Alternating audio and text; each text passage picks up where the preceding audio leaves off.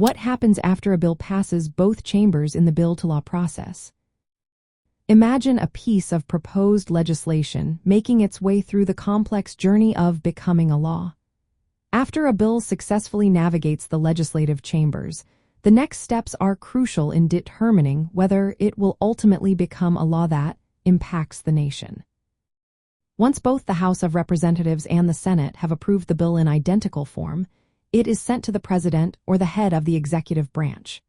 Before it reaches the President, the bill is typically prepared for final review by a conference committee if there are differences between the two chambers' versions.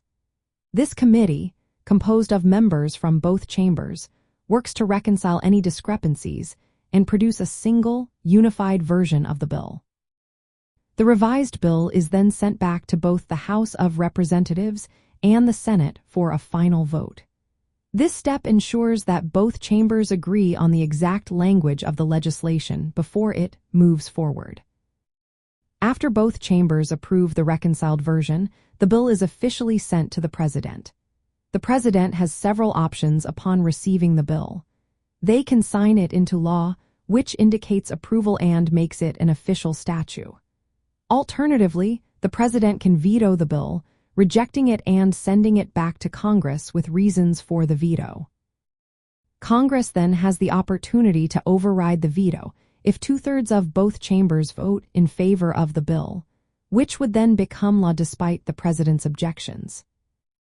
If the President chooses not to sign or veto the bill within a certain period, usually 10 days, and Congress remains in session, the bill automatically becomes law without the President's signature.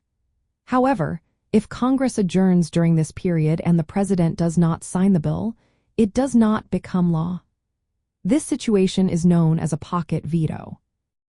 In summary, after a bill passes both chambers, it undergoes final approval procedures, possibly involving a conference committee, then is sent to the President for approval or veto.